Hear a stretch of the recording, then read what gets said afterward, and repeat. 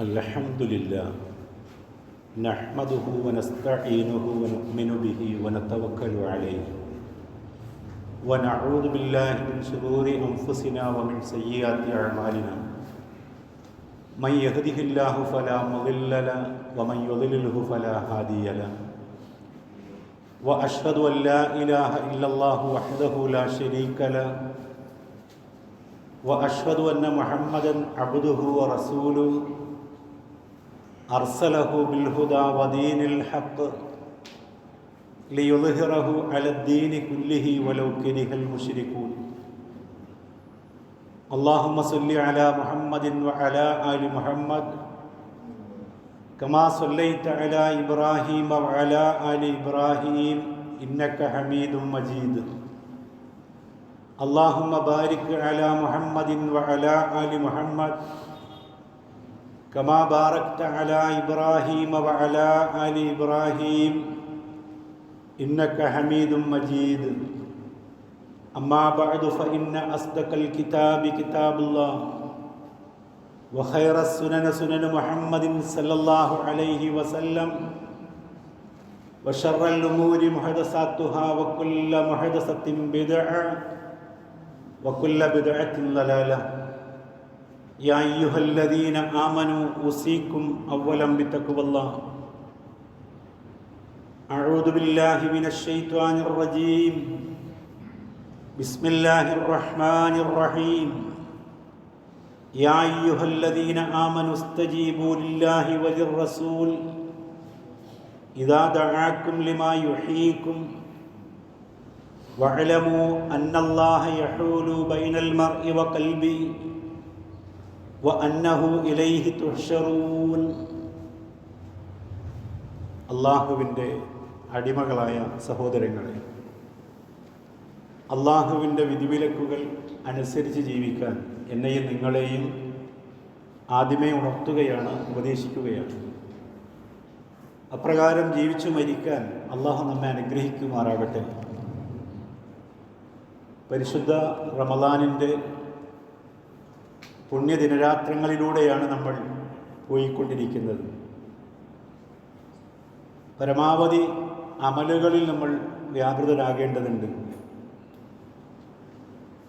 ആ അമലുകൾ നമ്മൾ നിർവഹിക്കുന്ന നോമ്പും നമ്മുടെ നമസ്കാരങ്ങളെല്ലാം തന്നെയും അള്ളാഹു നമ്മിൽ നിന്ന് പൂർണ്ണമായ പ്രതിഫലത്തോടു കൂടി സ്വീകരിക്കുമാറാകട്ടെ. ഓരോ വ്യക്തിയുടെയും ജീവിതത്തിൽ രണ്ട് പുസ്തകങ്ങൾ ഏറെ പ്രാധാന്യമുള്ളതാണ്. ഒന്ന്, ഓരോരുത്തരും ആയിത്തീരേണ്ടതായിട്ടുള്ള മാർഗരേഖയായ വിശുദ്ധ ഖുർആനാണ് ഒരു പുസ്തകമെന്ന് പറയുന്നത്. മറ്റൊന്ന്, നമ്മൾ ആയിത്തീർന്നിട്ടുള്ള നമ്മുടെ കർമ്മരേഖയുമാണ്. ആദ്യത്തെ പുസ്തകത്തെ അഥവാ ഖുർആനിനെ എത്ര കണ്ട് നമ്മൾ സ്വീകരിക്കുന്നുവോ അതനുസരിച്ചായിരിക്കും നമ്മുടെ കർമ്മരേഖയായ പുസ്തകം നന്നായി തീരുക. റമദാനെ പുണ്യമാസമായി അള്ളാഹു പരിഗണിക്കാനുള്ള കാരണം ഖുർആൻ അവതരിച്ചു എന്നുള്ളതാണ്. ഖുർആനുമായിട്ടുള്ള നമ്മുടെ ബന്ധം എത്ര കണ്ട് സുദൃഢമാണ് എന്നും ഖുർആനോടുള്ള നമ്മുടെ ബാധ്യതകൾ എത്ര കണ്ട് നാം നിർവഹിച്ചിട്ടുണ്ട് എന്നും ഒരു പരിശോധനയാണ് ഇന്നത്തെ ദിവസം നമ്മൾ ആഗ്രഹിക്കുന്നത്. നമ്മുടെ ജീവിതത്തിൻ്റെ അർത്ഥമെന്ന് പറയുന്നത് യഥാർത്ഥത്തിൽ ഖുർആൻ സ്വീകരിക്കുമ്പോഴാണ്. ഞാൻ ആമുഖമായി ഓതിവച്ച വചനം ഖുർആനിലെ 8-ാമത്തെ അധ്യായം സൂറ അൻഫാലിലെ 24-ാമത്തെ സൂക്തമാണ്. ആ വചനത്തിലൂടെ അള്ളാഹു നമ്മളോട് പറയുന്നത്, യാ അയ്യുഹല്ലദീന ആമനൂ, അല്ലയോ സത്യവിശ്വാസികളെ, ഇസ്തജീബൂ ലില്ലാഹി വലിർ-റസൂൽ, അള്ളാഹുവിനും അവൻ്റെ പ്രവാചകനും നിങ്ങൾ ഉത്തരം നൽകണം. ഇദാ ദഅാകും, നിങ്ങളെ വിളിക്കപ്പെടുകയാണ് എങ്കിൽ, നിങ്ങളെ വിളിക്കുമ്പോൾ, ലിമാ യുഹ്യീകും, നിങ്ങൾക്ക് ജീവൻ നൽകുന്ന കാര്യത്തിലേക്ക്. അള്ളാഹുവിനും അവൻ്റെ പ്രവാചകനും നിങ്ങൾക്ക് ജീവൻ നൽകുന്ന കാര്യത്തിലേക്ക് നിങ്ങളെ വിളിക്കുമ്പോൾ നിങ്ങൾ അതിന് ഉത്തരം നൽകേണ്ടതുണ്ട്. വഅലമു, നിങ്ങൾ അറിയണം, അന്നല്ലാഹ യഹൂലു ബൈനൽ മർഇ വ ഖൽബി, ഒരു മനുഷ്യനും അവൻ്റെ മനസ്സിനും ഇടയിൽ അല്ലാഹു മറയിടുന്നതാണ്. വ അന്നഹു ഇലൈഹി തുഹ്ശറൂൻ, പിന്നീട് നിങ്ങളെല്ലാവരെയും അള്ളാഹുവിലേക്ക് ഒരുമിച്ച് കൂട്ടുന്നതാണ്. ഈ ആയത്തിൽ ഏറ്റവും സവിശേഷമായിട്ടുള്ളൊരു പദം എന്ന് പറയുന്നത് ലിമാ യുഹീക്കും എന്ന് തന്നെയാണ്. നിങ്ങൾക്ക് ജീവൻ നൽകുന്ന കാര്യത്തിലേക്ക് അള്ളാഹുവും അവൻ്റെ പ്രവാചകനും നിങ്ങളെ വിളിക്കുന്നത് നിങ്ങൾക്ക് ജീവൻ നൽകുന്ന കാര്യത്തിലേക്കാണ് എന്നതാണ്. എന്താണ് ഈ ജീവൻ എന്ന് പറയുന്നത്?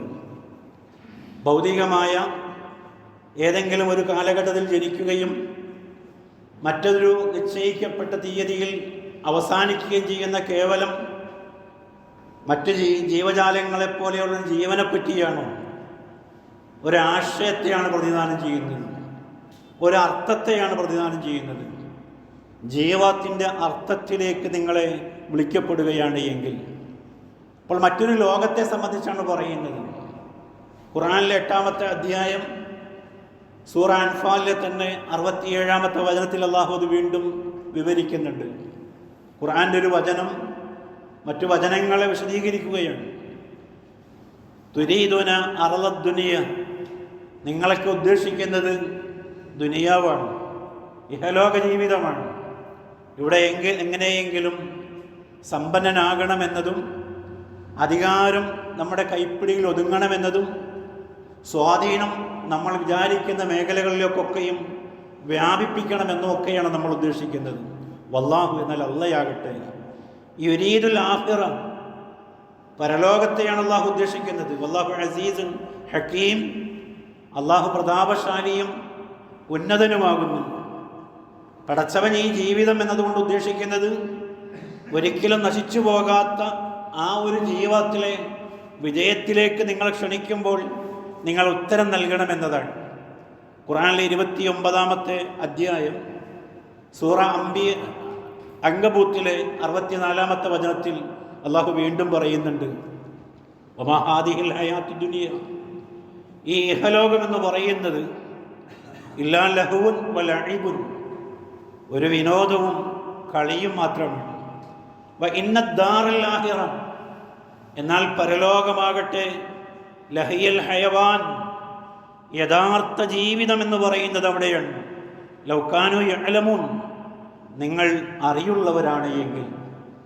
അപ്പോൾ ജീവിതത്തിലേക്ക് നിങ്ങൾ ക്ഷണിക്കുമ്പോൾ, ജീവൻ നൽകുന്നതിലേക്ക് നിങ്ങളെ ക്ഷണിക്കുമ്പോൾ നിങ്ങൾ ഉത്തരം നൽകണമെന്ന് പറഞ്ഞതിനെ അള്ളാഹു അവൻ്റെ കലാമിലൂടെ തന്നെ വിശദീകരിക്കുകയാണ്. അത് പരലോകത്തെ ജീവിതത്തെയാണ് ഉദ്ദേശിക്കുന്നത്. യഥാർത്ഥ ജീവിതം അവിടെയാണ്. ഇവിടെ പുലർന്നാൽ അറിയാം പുലർന്നു എന്ന്. അങ്ങനെയാണ് നമ്മുടെ ജീവിതത്തിൻ്റെ ഒരു ഗ്യാരണ്ടി എന്ന് പറയുന്നത്. വളരെ ചുരുങ്ങിയ സമയമാണ് ഇവിടെ നമ്മൾ കഴിച്ചു കൂട്ടുന്നത്. പരലോകത്ത് വരുന്ന ആളുകൾ ഇഹലോകത്തെ അവരുടെ ജീവിതത്തെ അവർ പറയുന്നുണ്ട്, ഇല്ലാ അഷിയത്തൻ ഔ ളുഹാഹ, ഒരു പ്രഭാതമോ ഒരു പ്രദോഷമോ കഴിച്ചു കൂട്ടി എന്നല്ലാതെ മറ്റൊന്നും ഞങ്ങൾ ദുനിയാവിൽ കഴിച്ചു കൂട്ടിയിട്ടില്ല എന്നതാണ് എല്ലാ മനുഷ്യരും ഒന്നടങ്കം പറയുന്ന ഉത്തരമായി ഖുർആൻ രേഖപ്പെടുത്തുന്നത്. എങ്കിൽ ആ പ്രാധാന്യമുള്ള ജീവിതത്തിന് വേണ്ടി നമ്മൾ എത്ര കണ്ടു ഒരുങ്ങി എന്നുള്ളതാണ്. ലിമാ യുഹീക്കും എന്നതിനെ മുഫസ്സിറുകൾ രേഖപ്പെടുത്തുകയാണ്. ഇമാം ഇബ്നു കസീർ 2-3 അഭിപ്രായങ്ങൾ പ്രബലരായിട്ടുള്ള മുൻഗാമികളെ ഉദ്ധരിച്ചുകൊണ്ട് അദ്ദേഹം പറയുന്നുണ്ട്. മുജാഹിദ് റളിയല്ലാഹു അൻഹു പറഞ്ഞതായി, അൽ ഹഖ്, യാഥാർത്ഥ്യത്തിലേക്ക് നിങ്ങൾ വിളിക്കുമ്പോൾ, ഇതെല്ലാം ഒരു കേവലം നമ്മൾ കാണുന്ന ഒരു പകിട്ടു മാത്രമാണ് ഇഹലോകം എന്ന് പറയുന്നത്. യാഥാർത്ഥ്യം വരാനിരിക്കുന്നു. ആ വരാനിരിക്കുന്ന ലോകത്തേക്ക് വിളിക്കപ്പെട്ടാൽ എന്നതാണ് ഉദ്ദേശം. ഖത്താദ പറയുകയാണ്, ഹുവ ഹാദൽ ഖുർആൻ, അതുകൊണ്ട് ഉദ്ദേശിക്കുന്നത് പരിശുദ്ധ ഖുർആനിലേക്കാണ്. എന്താണ് അതിൻ്റെ ആശയം എന്ന് പറയുന്നത്? ഫീഹിൻ നജാത്ത്, അവിടെയാണ് നിങ്ങൾക്ക് വിജയമുള്ളത്. വത്തുഖാത്ത്, ഭക്തി അവിടെയാണുള്ളത്. വൽ ഹയാത്ത്, യഥാർത്ഥ ജീവിതം ഖുർആൻ പറയുന്ന ആ ജീവിതമാണ്. അതിലേക്കൊക്കെയാണ് നിങ്ങളെ വിളിക്കുന്നത്. ഇമാം സഅദി പറയാണ്, ഫഇന്നൽ ഹയാത്തൽ ഖൽബ വർ റൂഹ്, കൽബിനെയും ആത്മാവിനെയും ഒക്കെ ജീവസുറ്റതാക്കുന്നത് ഈ ഖുർആനികമായിട്ടുള്ള ഉത്ബോധനങ്ങൾ ബി ഉബൂദിയത്തില്ല, അള്ളാഹുവിനെ പറ്റിയുള്ള ആരാധന കൊണ്ടും മറ്റുമൊക്കെ, വലുസൂമു ത്വാഅത്തുഹു വത്വാഅത്തു റസൂലിഹി അല ദവാം, അള്ളാഹുവിനെയും അവൻ്റെ പ്രവാചകനെയും എന്നേക്കുമായി അനുസരിക്കുക എന്നൊരു ആശയത്തിലേക്ക് വിളിക്കപ്പെട്ടാൽ നിങ്ങൾ ഉത്തരം നൽകണം. അപ്പോൾ അള്ളാഹുവിൻ്റെ കൽപ്പനകളെ, അള്ളാഹുവിൻ്റെ സന്ദേശങ്ങളെ അള്ളാഹു നമ്മളോട് പറഞ്ഞു തരുന്നത് നിങ്ങൾക്ക് ജീവൻ നൽകുന്നത് എന്നതാണ്. ഇനി ആ കൽപ്പനകളെ, ആ സന്ദേശങ്ങളെ ജീവിതത്തിൽ നമ്മൾ മാറ്റിവെക്കുകയാണ് എങ്കിൽ നമ്മുടെ ജീവിതത്തിൽ അവശേഷിക്കുന്നത് എന്തായിരിക്കും എന്ന് നമുക്ക് ഊഹിക്കാവുന്നതേ ഉള്ളൂ.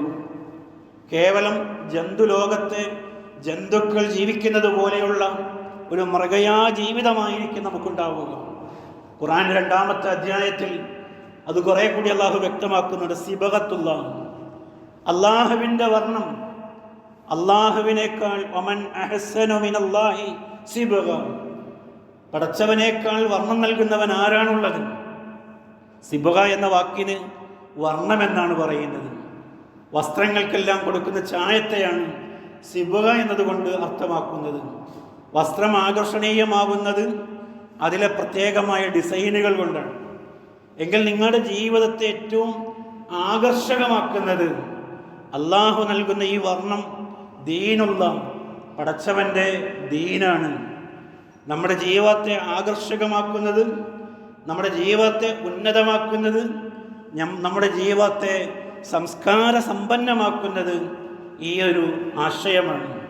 ആ ദീനിലേക്ക് നിങ്ങളെ വിളിച്ചാൽ നിങ്ങൾ അതിന് ഉത്തരം നൽകണമെന്നാണ് പറയുന്നത്. ഉമർ റളിയല്ലാഹു അൻഹു ഇസ്ലാം ഷാം ജയിച്ചതിന് ശേഷം അദ്ദേഹം ഷാമിലെ ആളുകളെ കാണാൻ പോകുന്നുണ്ട്. അദ്ദേഹത്തോടൊപ്പമുള്ളത് സഅദ് ബിൻ അബീ വഖാസ് റളിയല്ലാഹു അൻഹു.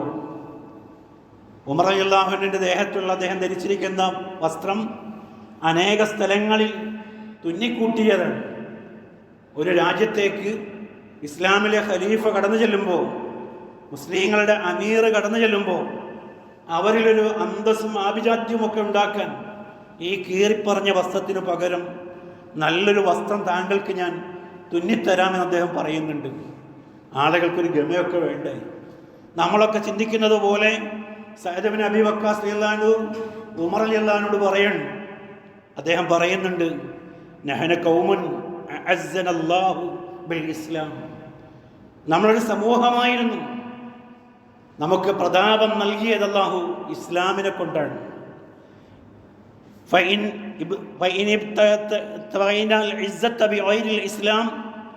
ഇസ്ലാമിന് പുറമേയുള്ള മറ്റേതെങ്കിലും കൊണ്ട് നമ്മൾ അന്തസ്സ് പ്രതീക്ഷിക്കുകയാണ് എങ്കിൽ അതല്ല, അള്ളാഹു നമ്മളെ നിന്ദിച്ചു കളയും.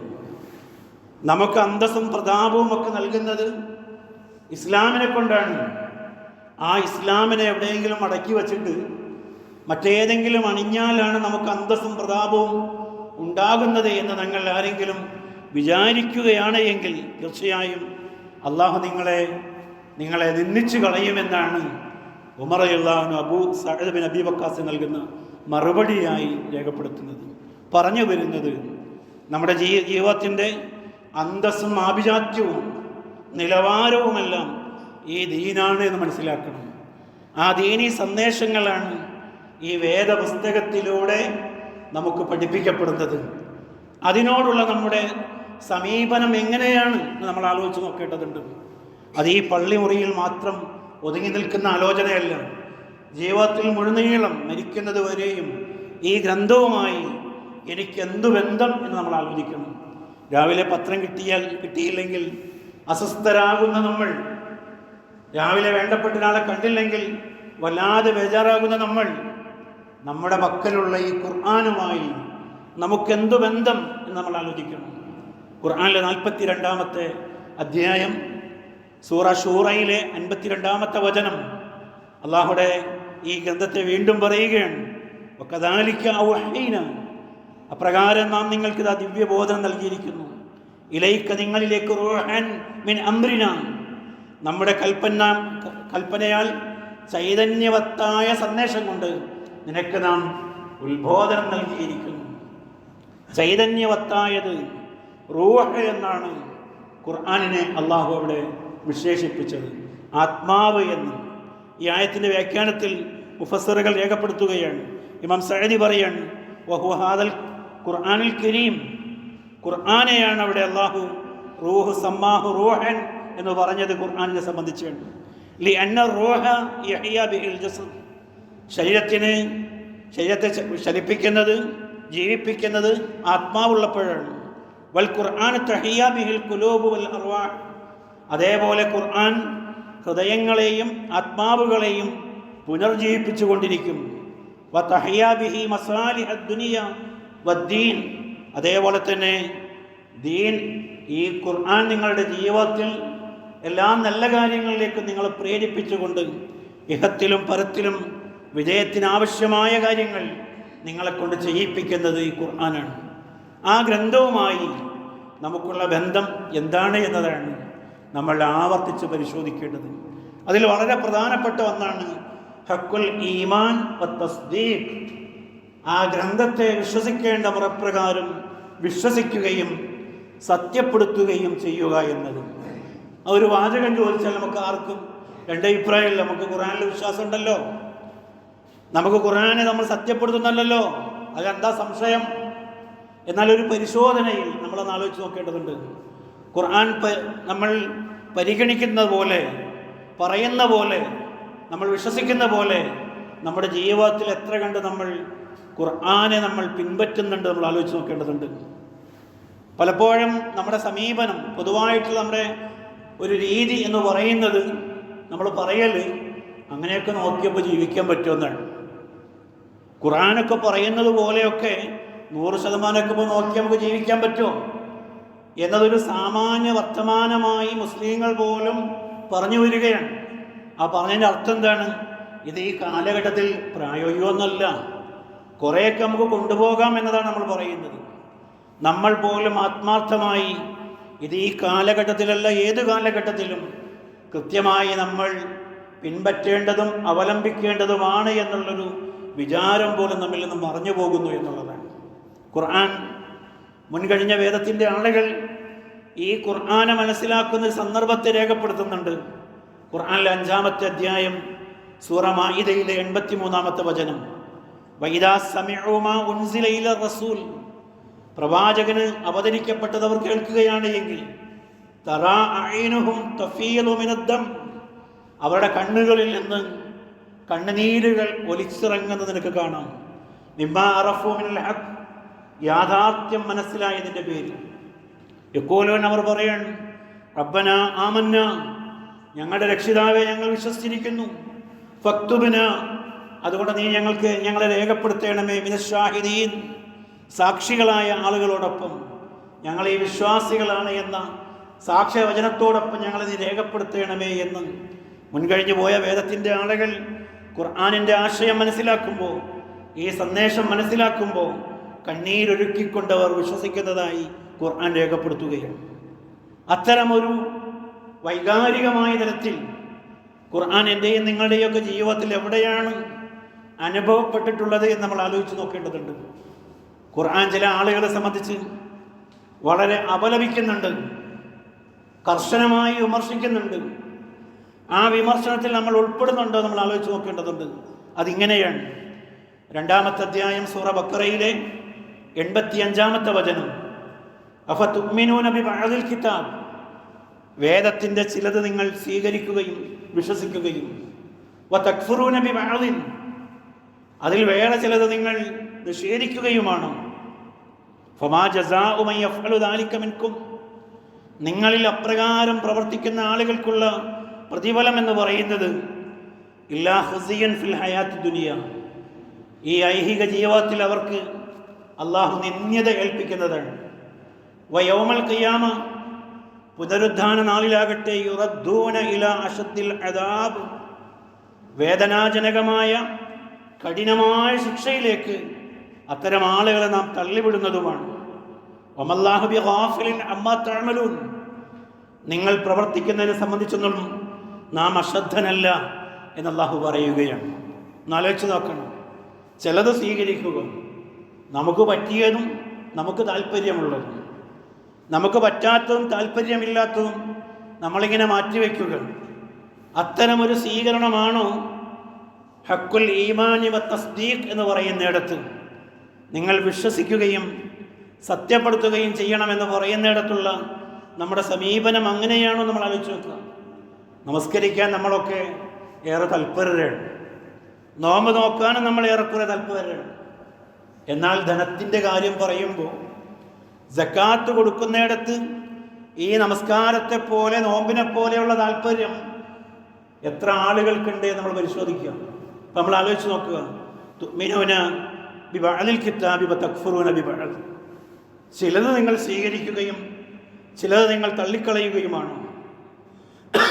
ദാനധർമ്മങ്ങൾ പ്രത്യേകമായി പരിഗണിക്കുന്ന മാസമാണിത്.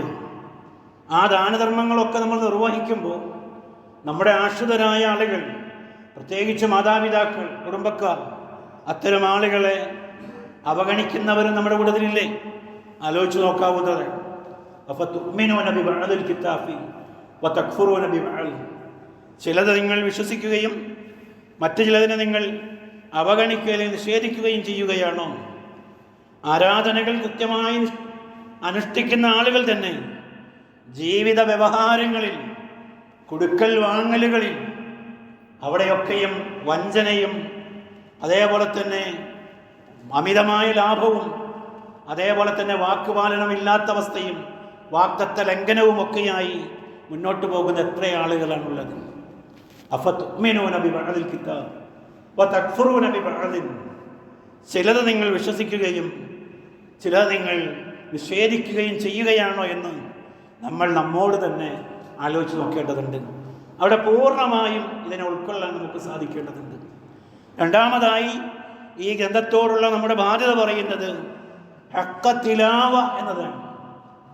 മുറപ്രകാരം പാരായണം ചെയ്യുക. കേവല പാരായണം എന്നതല്ല. ഒരു ഗ്രന്ഥം എന്ന നിലയിൽ ആ ഗ്രന്ഥത്തോടുള്ള ആദ്യ പരിഗണന അത് പാരായണം ചെയ്യുക എന്നതാണ്. ഒരു ദിവസത്തിൽ എത്രയോ തവണയാണ് നമ്മൾ നമ്മുടെ മൊബൈൽ എടുത്ത് നോക്കുന്നത്. മൊബൈൽ ഒരു കാലഘട്ടത്തിൽ ഒരു ഫോണിൻ്റെ ഉപയോഗം മാത്രമല്ല, ഇന്നെല്ലാം നമ്മുടെ മൊബൈലിനെ ആശ്രയിച്ചാണ് ഇരിക്കുന്നത്. അതുകൊണ്ട് അനേക വട്ടം നമുക്ക് നോക്കേണ്ടി വരും. എന്നാൽ ഒരു വട്ടമെങ്കിലും ദിവസത്തിൽ ഖുർആൻ, നമ്മുടെ വീട്ടിലുള്ള ഖുർആനെ ഒന്ന് തുറന്നു നോക്കാനോ പാരായണം ചെയ്യാനോ എത്ര ആളുകൾ സന്നദ്ധമായിട്ടുണ്ട് എന്നാണ് ചോദിക്കുന്നത്. അള്ളാഹുവും റസൂലും അതിൻ്റെ പ്രാധാന്യം വിവരിക്കുന്നത് നമുക്ക് കാണാൻ കഴിയും. 2-ാമത്തെ അധ്യായം വിശ്വാസികളെ സംബന്ധിച്ച് പറയാൻ 121-ാമത്തെ വചനം. അല്ലദീന ആത്തൈനാഹുമുൽ കിതാബ. ഈ വേദഗ്രന്ഥം ആർക്കാണ് അള്ളാഹു നൽകിയത്? ആ ആളുകൾ യത്ലൂനഹു ഹഖ്ഖ തിലാവത്തി. പാരായണം ചെയ്യേണ്ട മുറപ്രകാരം അവരതിനെ പാരായണം ചെയ്യും. ഉലൈക യുഅ്മിനൂന ബിഹി. അക്കൂട്ടരാണ് അതിൽ വിശ്വസിച്ചിരിക്കുന്ന ആളുകൾ. വമൻ യക്ഫുർ ബിഹി. ആരാണോ അതിനെ നിഷേധിക്കുന്നത്, ഫഉലൈക ഹുമുൽ ഖാസിറൂൻ. തീർച്ചയായും അക്കൂട്ടരാണ് നഷ്ടകാരികളായിട്ടുള്ള ആളുകൾ. വമൻ യക്ഫുർ എന്ന് ചോദിക്കുന്നത് നേരത്തെ പാരായണം ചെയ്യുന്ന ആളെപ്പറ്റി പറഞ്ഞ ശേഷം രണ്ടാമത് ചോദിക്കുമ്പോൾ പാരായണം ചെയ്യാതെ പോയതവർ ആരാണോ അവരാണ് അതിന് നഷ്ടകാരികളായ ആളുകൾ എന്ന് പറയാം. ഇമാം ഖസാലി ആധുനിക കാലഘട്ടത്തിൽ മുസ്ലിം ധിഷണയെ ഏറ്റവും കൂടുതലായി കൃത്യമായി അവതരിപ്പിച്ചിട്ടുള്ള പണ്ഡിതനാണ്. അദ്ദേഹം തൻ്റെ വിദ്യാർത്ഥികളോട് ഒരിക്കൽ ചോദിക്കുകയാണ്, മരിച്ചുപോയ ഒരാൾ തിരികെ വരികയാണ് എങ്കിൽ ആ വരുന്ന ആളുകളോടുള്ള നമ്മുടെ സമീപനം എങ്ങനെയായിരിക്കും? വർഷങ്ങൾക്ക് മുമ്പ് മരിച്ചുപോയ ഒരാൾ തിരിച്ചു വന്നാൽ കുട്ടികൾ പറഞ്ഞു എല്ലാവരും അദ്ദേഹത്തെ കേൾക്കാൻ വേണ്ടി കാതും കണ്ണുമൊക്കെ കൂർപ്പിച്ച് എങ്ങനെ കാത്തിരിക്കും. അയാൾ പറയുന്ന അനുഭവങ്ങൾ എല്ലാവരും വലിയ മനസ്സോടുകൂടി ഒപ്പിയെടുക്കും. അന്നേരം ഗസാലി പറയണം, എങ്കിൽ അങ്ങനെ ഒരാൾ നിങ്ങളുടെ വീട്ടിലുണ്ടല്ലോ. ആരാണ് അങ്ങനെയുള്ള ഒരാൾ എന്ന് ഗസാലി ഇമാം ഉദ്ദേശിക്കുന്നത്? അത് പരിശുദ്ധ ഖുർആനാണ്. മരണാനന്തരം എന്തൊക്കെയാണ് വരാനിരിക്കുന്നത്, മരണശേഷം എന്തൊക്കെയാണ് അനുഭവിക്കാനിരിക്കുന്നത്, ബർസഹിയായ ലോകത്തിന് ശേഷം വരാനിരിക്കുന്ന മഹ്ശറ എவ்விதമാണ്, വിചാരണ എങ്ങനെയാണ്, ഏതൊക്കെ തലത്തിലൂടെ നിങ്ങൾക്ക് ജീവിതത്തെ കൊണ്ടുപോകേണ്ടി വരും എന്നൊക്കെ പറയുന്ന ഗ്രന്ഥം നിങ്ങളുടെ വീട്ടിലുണ്ടല്ലോ.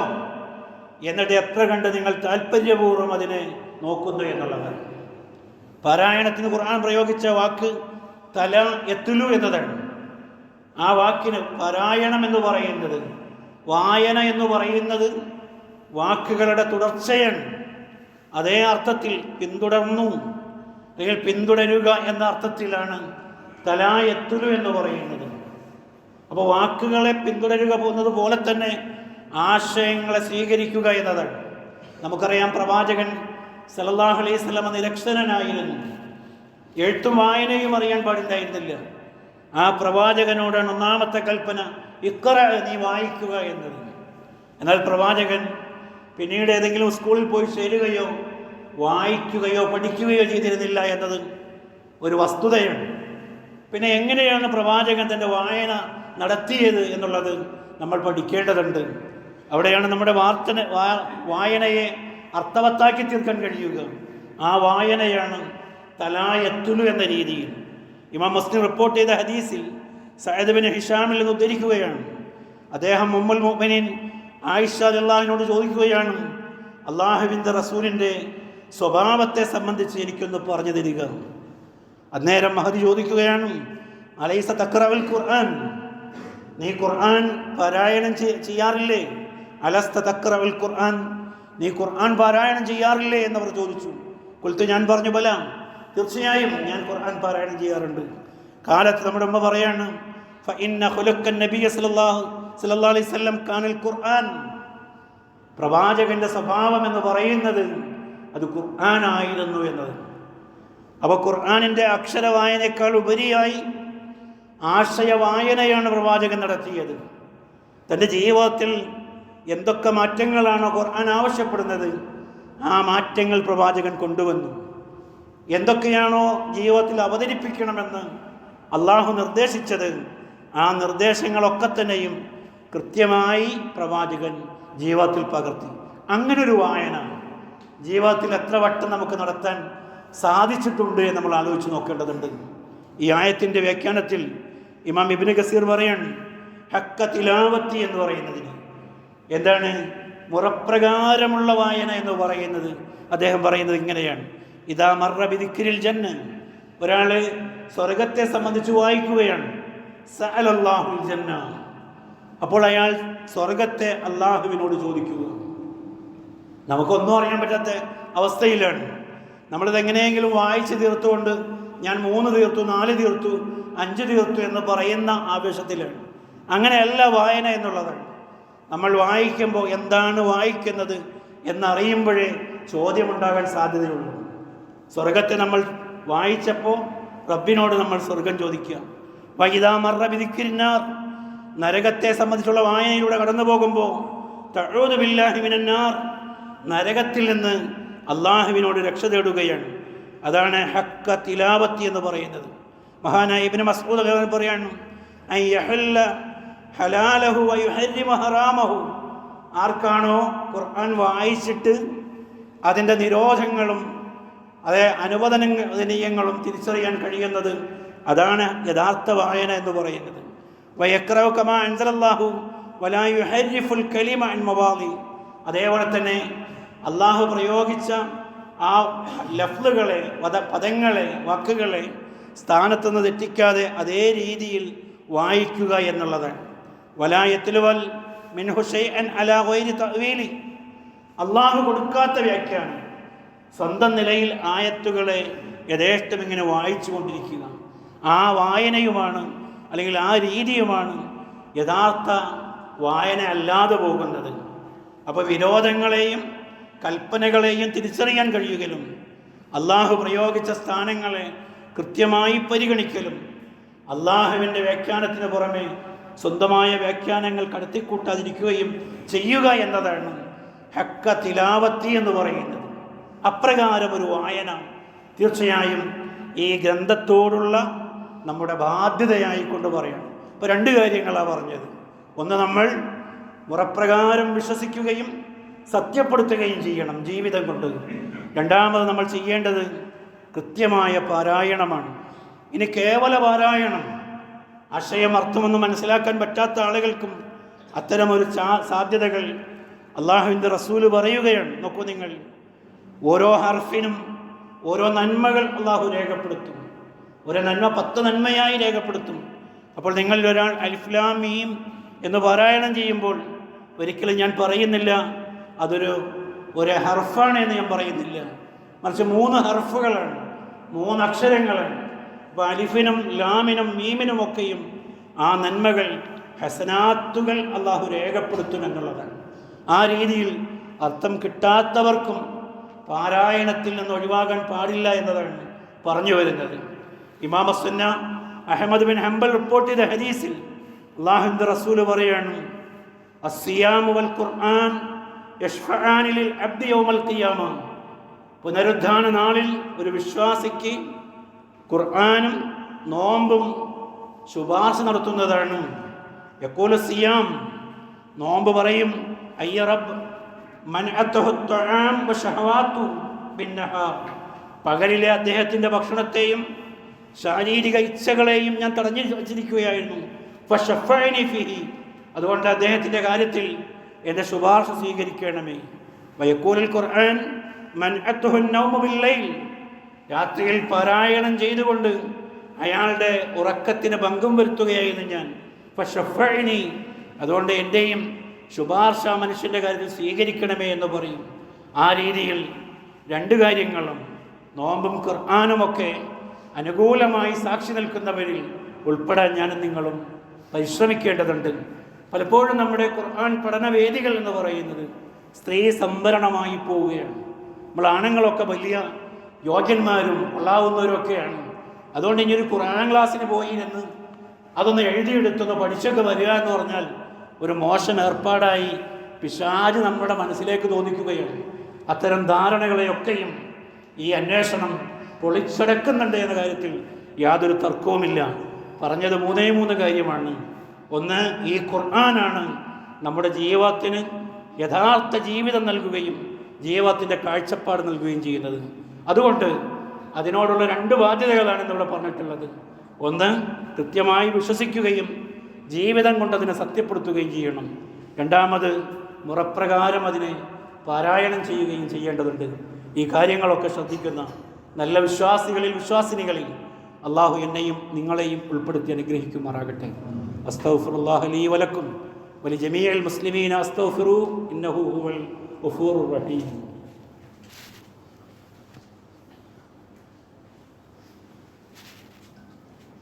അൽഹംദുലില്ലാഹ് അസ്സലാത്തു വസ്സലാമു അലാ റസൂലില്ലാഹ് വഅലാ ആലിഹി വസഹ്ബിഹി അജ്മഈൻ.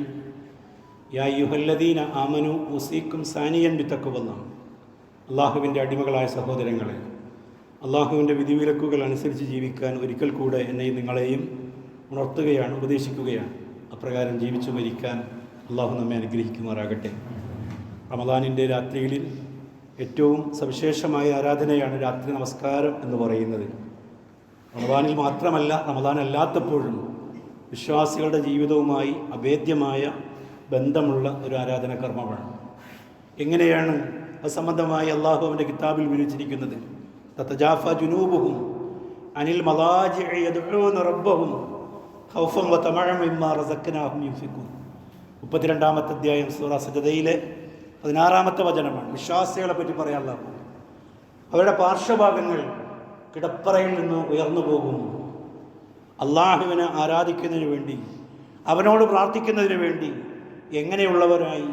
ഖൗഫൻ വതമഅൻ, ഭയപ്പാടും പ്രതീക്ഷയുമുള്ളവരായി. വമിമ്മാ റസഖ്നാഹും യുൻഫിഖൂൻ, പടച്ചവൻ നൽകിയതിൽ നിന്ന് ചെലവഴിക്കുകയും ചെയ്യുന്നവരാണ്. ഇപ്പോൾ വിശ്വാസികളുടെ സ്വഭാവങ്ങൾ പറഞ്ഞിടത്ത് രാത്രി നമസ്കാരത്തിൻ്റെ പ്രാധാന്യത്തെപ്പറ്റി പറയുന്നു. 25-ാമത്തെ അധ്യായം സൂറ ഫുർഖാനിലെ 64-ാമത്തെ വചനം. ഇബാദുർ റഹ്മാൻ, പരമകാരുണ്യകൻ്റെ ദാസന്മാർ, വല്ലദീന യബീതൂൻ, രാത്രി അവർ ചെലവഴിക്കും, ലിറബ്ബിഹിം സുജ്ജദൻ, തങ്ങളുടെ രക്ഷിതാവിനെ സാഷ്ടാംഗം ചെയ്തുകൊണ്ട്, വഖിയാമൻ, അതേപോലെ നിന്ന് നമസ്കരിച്ചുകൊണ്ടും, സുജൂദ് ചെയ്തും ഖിയാമിലായിക്കൊണ്ട് രാത്രി ഏറെ നേരം നമസ്കരിക്കുന്നവരാണ് പരമകാരുണ്യകൻ്റെ ദാസന്മാർ എന്ന് അള്ളാഹു അവരെ വിശേഷിപ്പിക്കുകയാണ്.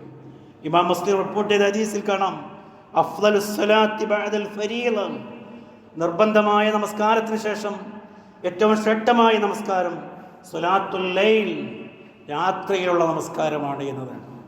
എത്ര കണ്ട ആളുകൾ ആ രംഗത്തേക്ക് വരുന്നുണ്ട് എന്ന് നമ്മൾ പരിശോധിക്കണം. എൻ്റെ സാന്നിധ്യം എത്ര കണ്ടുണ്ട് എന്ന് ഓരോരുത്തരും ആലോചിക്കട്ടെ.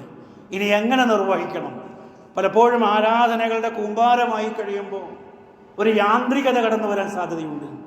റസൂൽ സല്ലല്ലാഹു അലൈഹി വസല്ലമയുടെ ആരാധനകൾ ആസ്വാദ്യകരങ്ങളായിരുന്നു എന്നതിന് എമ്പാടും തെളിവുകൾ ഖുർആനിലും ഹദീസിലും നമുക്ക് ഉദ്ധരിക്കാൻ കഴിയും. പ്രവാചകൻ ബാങ്ക് വിളിക്കാൻ ബിലാലിനോട് പറയണം. ഇമാം സുന്ന അഹ്മദ് ബിൻ ഹംബൽ റിപ്പോർട്ട് ചെയ്ത ഹദീസ്, യാ ബിലാൽ അരിഹന ബിസ്സല, ബിലാലെ നമസ്കാരം കൊണ്ട് നമുക്ക് നീ സന്തോഷ വാർത്ത അറിയിക്കുക, ആശ്വാസം പകരൂ എന്ന് പറയാം. നമ്മൾ ബാങ്ക് കേൾക്കുമ്പോൾ എന്താ പറയൽ? അസർ ബാങ്ക് കേൾക്കുമ്പോൾ നമ്മൾ പറയും ഇപ്പം ളുഹർ കഴിഞ്ഞല്ലേ ഉള്ളൂ. മഗ്രിബ് കേൾക്കുമ്പോഴും നമ്മൾ പറയും വന്നിരുന്നുള്ളപ്പോഴത്തേക്കും മഗ്രിബായി. നമുക്കിതൊരു ഇടങ്ങേറാണ് എന്നത് നമ്മുടെ ആ പ്രതികരണങ്ങളിൽ വളരെ വ്യക്തമാണ്. പ്രവാചകൻ നേരെ തിരിച്ച ഇത് സന്തോഷമാണ് എന്നതാണ്. നമസ്കാരത്തെപ്പറ്റി പ്രവാചകൻ പറഞ്ഞു, ജുഇല ഖുർറത്തു ഐനി ഫിസ്സലാ, എൻ്റെ കണ്ണുകൾക്ക് കുളിർമയുണ്ടാകുന്നത് ഞാൻ നമസ്കാരത്തിൽ നിൽക്കുമ്പോഴാണ്. നല്ല ടെലിഫിലിം കാണുമ്പോൾ, നല്ല ഫിലിം കാണുമ്പോൾ, നല്ല നാടകം കാണുമ്പോൾ, നല്ല കലാരൂപങ്ങൾ കാണുമ്പോൾ കണ്ണുകൾക്ക് കുളിർമയുള്ള ആളുകളാണ് പലപ്പോഴും മനുഷ്യന്മാർ. എന്നാൽ വിശ്വാസികളുടെ ഗുണമായിക്കൊണ്ട് പ്രവാചകൻ പറയാം, എൻ്റെ കണ്ണുകൾക്ക് കുളിർമയുണ്ടാകുന്നത് അള്ളാഹുവിന് വേണ്ടി നമസ്കരിക്കാൻ നിൽക്കുമ്പോഴാണ്. ആ ഒരു ആസ്വാദ്യ തലത്തിലേക്ക് നമ്മുടെ ഈ ആരാധനയെ കൊണ്ടുപോകാൻ നമുക്ക് കഴിയുന്നുണ്ടോ എന്നതാണ്. എൻ്റെയും നിങ്ങളുടെയും വീട്ടിലൊരു വിരുന്നുകാരൻ വന്നാൽ ആ വിരുന്നുകാരന് വേണ്ടി വിരുന്നൊരുക്കാറുണ്ട്, ഭക്ഷണം ഒരുക്കാറുണ്ട്. വല്ലപ്പോഴും വരുന്ന ആളാണ് എങ്കിൽ കുറേ കൂടി വിഭവങ്ങൾ കൂട്ടുകയും കുറ്റമറ്റ രീതിയിൽ നമ്മൾ തയ്യാറാക്കുകയും ചെയ്യും. എങ്കിൽ റമദാൻ ഒരു അതിഥിയാണ്, കൊല്ലത്തിലൊരിക്കൽ മാത്രം വരുന്ന അതിഥി. ഈ അതിഥിയെ എത്ര കണ്ട് നമ്മൾ സ്വീകരിക്കുന്നു? അള്ളാഹുവിൻ്റെ ഓരോ കർമ്മങ്ങളും സ്വീകരിക്കുന്നതിനെ സംബന്ധിച്ച് പ്രവാചകൻ പഠിപ്പിച്ചു, ഇന്നല്ലാഹ ത്വയ്യിബുൻ ലാ യുഖ്ബലു ഇല്ലാ ത്വയ്യിബൻ. അള്ളാഹു പരമപരിശുദ്ധനാണ്, വിശുദ്ധിയില്ലാത്ത ഒന്നും അള്ളാഹു സ്വീകരിക്കുകയില്ല. അതുകൊണ്ട് തികച്ചും ആസ്വാദ്യതയോടുകൂടി അർത്ഥവത്തായ രീതിയിൽ ഏറ്റവും മാന്യമായി മനസ്സറിഞ്ഞ സന്തോഷത്തോടു കൂടി ഇബാദത്തുകൾ ചെയ്യാൻ ഞാനും നിങ്ങളും തയ്യാറാവുക. അള്ളാഹു അതിന് നമ്മെ അനുഗ്രഹിക്കും.